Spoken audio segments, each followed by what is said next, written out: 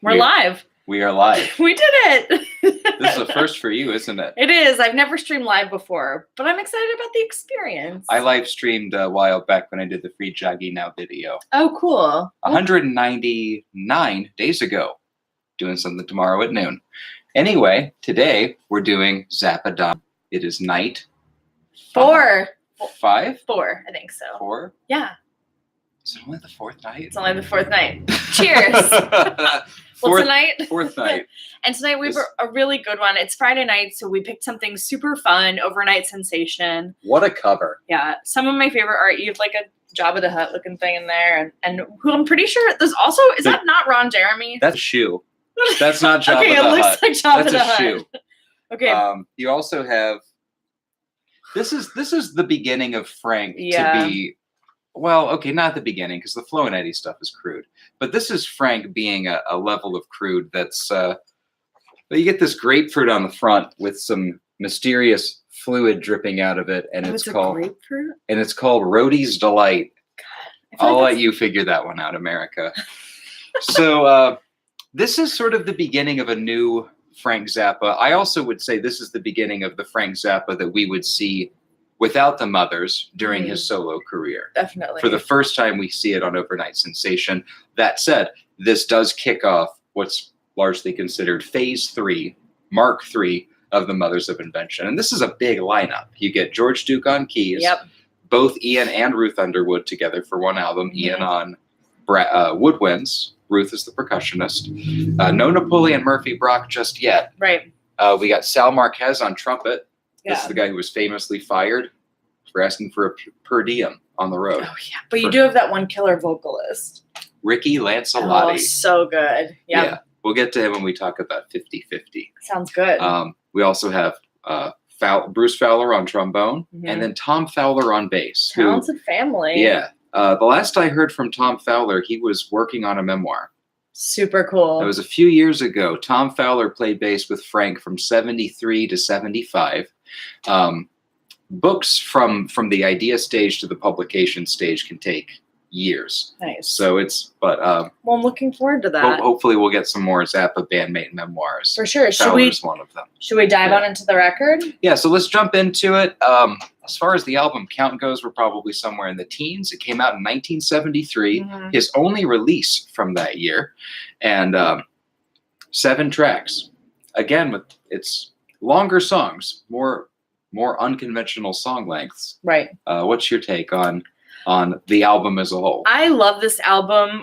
I think it's really accessible. It's fun to listen to, and it's Frank talking about sex, which there's a lot of sex on this album. There's a lot of sex on this album, but I think I really enjoy the way that he presents sex, because oftentimes when you hear sex in music, it's like extremely glamorized and it's really, really like pristine.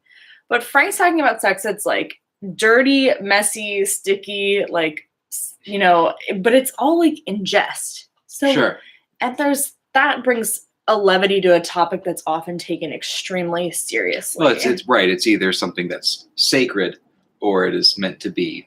It's still, sure, even in from a secular perspective, it is a sacred act. It's an all-important thing. Right. And it is seldom laughed about. Yeah, and on this certainly in 73. And on this, you've got tracks like Dynamo Hum and Camarillo Brillo and Dirty Love, and it's really kind of all over the place. And we should just dive into the tracks.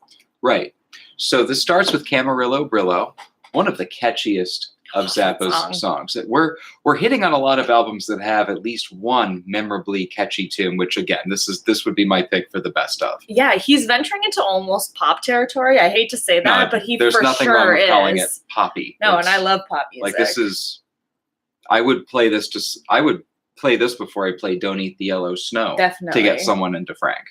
For sure. For sure. So lyrically, what do we have? On Camarillo Brillo? Yeah.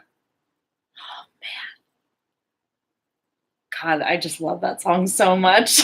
I don't know. I'm totally blanking right now. So there's a couple ways of looking at it. One is that it's just a funny tale about meeting this chick who he has a little tryst with. It's right. Probably inspired by a real life thing. Frank was Frank was not immune to the clutches of groupies, and the groupies flocked to him. He had a prowess to him.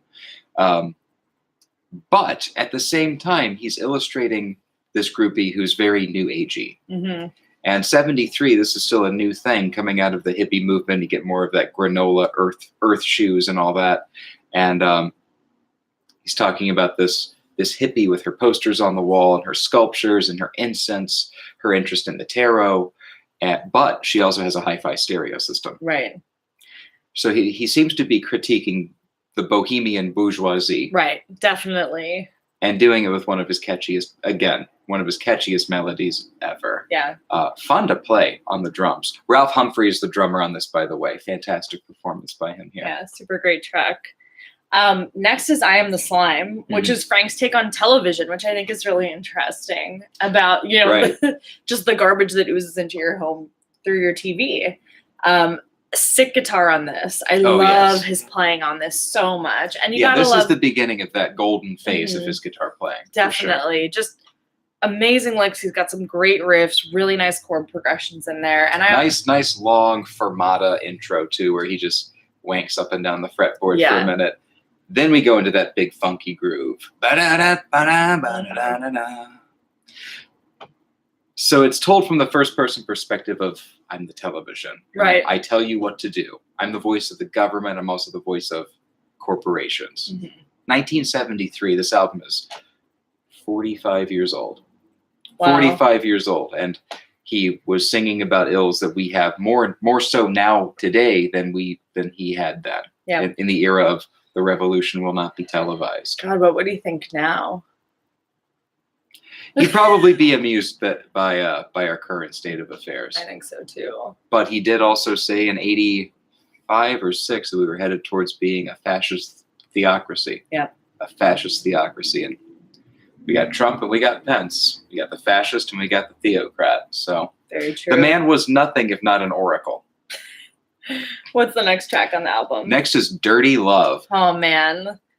I didn't realize. I mean... Yeah, so we were texting back and forth during the workday about the album, and sex came up, and I just very bluntly said, well, Dirty Love is about. Yeah, I knew it was about a dog in some regard. I just didn't know what the dog was being asked to do. Give me your dirty love. It's terrible. Like your mama make that nasty poodle do. That's so gross. Yeah. Oh, my gosh. But... also just such a great track. Amazing guitar. Again, super funky. And the melody is killer on that one. He really was, Frank pulled it out. He was able to write a great, it's nasty. The lyrics are nasty, but he was able to still write a great pop rock tune. Great bass lick on that. Tom Fowler's a very underrated funk bassist, I for agree sure. with that. Excellent playing on it. And Yeah. Funny lyrics. It plays into the larger mythology of the poodle. This is the first instance of the poodle in Frank's work. Sort of took the place of the mud shark in mythology, but that's from a different album altogether. Right. So, are we really on to 50-50 already? We are, which opens with some amazing organ. I didn't think, his use of instruments always surprises me, but an organ is just such a grand instrument, and you don't even see them that often. Sounding like a pipe organ. Yes. And I love the use of it right away, right in the beginning of the track. And there's some great, talk about good drumming. There's some great drumming on that one as well. Yeah, Ralph Humphrey's an awesome drummer. This is my fuming incense stencher. So this song is cool in that it features the organ solo, you get an electrified violin solo from Jean-Luc Ponty, and then one of Zappa's best on the album. Now, vocally on this, we have a guy named Ricky Lancelotti. He's the singer on this track, and he also does some flambe vocals on the next track. Ricky Lancelotti, a decade prior, had a very short-lived career doing some garage singles as Ricky Lancelot. I tracked down a couple of the tunes. You can find them on YouTube, no problem. Ricky Lancelot. It's pretty easy to find. Right. They sound just like something straight out of the Studio Z production lab. I'm thinking Frank heard him at some point and back in the day and just had him in his Rolodex. So, interesting guy.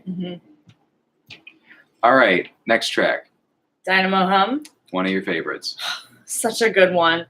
I mean, again, just some like dirty, rotten, sexy lyrics about what is maybe supposed to be a threesome. In as close to no comment mode as possible, Gail Zappa said the song was based off of a true story. Ah, I could see that. Yep. She seems like a freaky lady. She did those vocals on Torture Never Stops. That's true. What are your thoughts on the song? Oh, it's great. Mm-hmm. Next track. Montana. Next track, moving on. I love this one so much. The horns on this one just blew Montana. me away. Yeah? Montana. That's the song. Yeah, no, I love the song. The horns blew me away on that one. Yeah. And there's some great, I mean, there's good piano worked in. It really is that's just another beautiful long track. Right, and you get the whole lyric about being a dental floss farmer. Yeah, that's a good one. And there's some reminiscence to it. I don't know why it like reminds me a little bit of Village of the Sun. Not that they're the same kind of song at all, but there's just some like feeling of sentimentality, I think, in Montana as well. All right. Yeah. Any last thoughts on the album? It's a good one, and people should listen to it. Absolutely. All right. All right. Till tomorrow. Until tomorrow. Thanks.